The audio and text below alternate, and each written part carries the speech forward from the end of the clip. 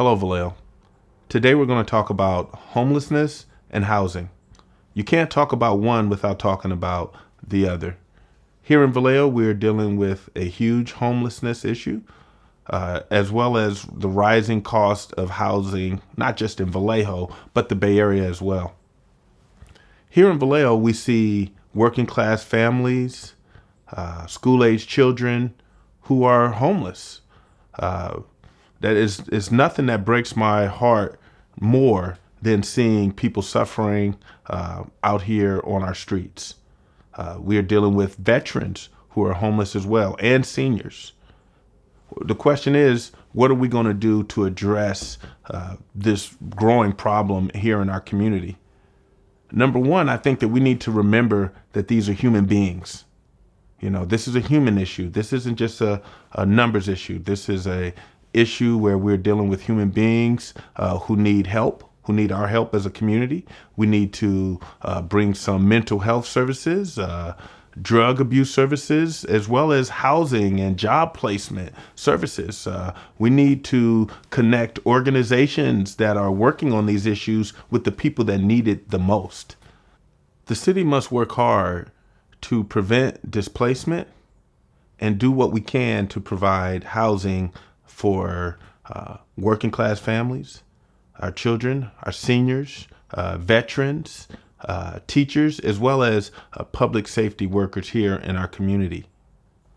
One of the things that I really hate to see is seniors who are on fixed incomes, who are dealing with rising housing costs, rising utility rates, and there's nothing that they can do about it.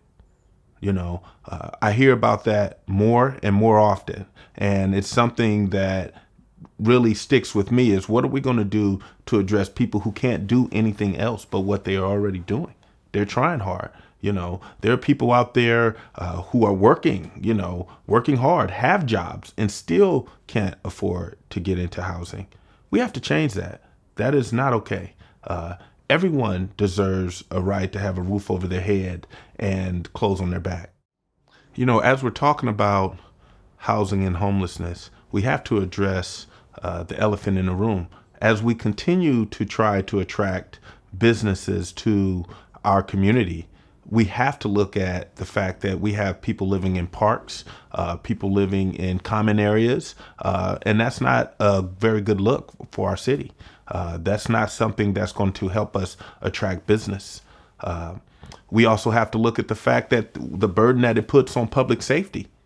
You know, as we're looking at fiscal responsibility and efficiency, us not addressing that problem is creating more of a burden for our public safety officers and police, and that affects us monetarily. Just sitting here with our hands in our pockets and saying we're doing enough is not good enough.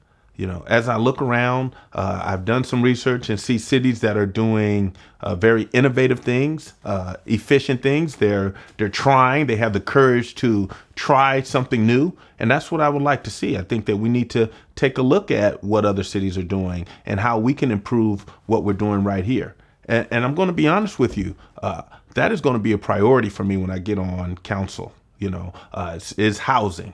Specifically, senior housing, housing for working class families, and making sure that our children aren't displaced. I don't think that we have made that a serious issue in our community. I think that it should not be a side issue. I think that it's something that we have to address, and we have to address it now.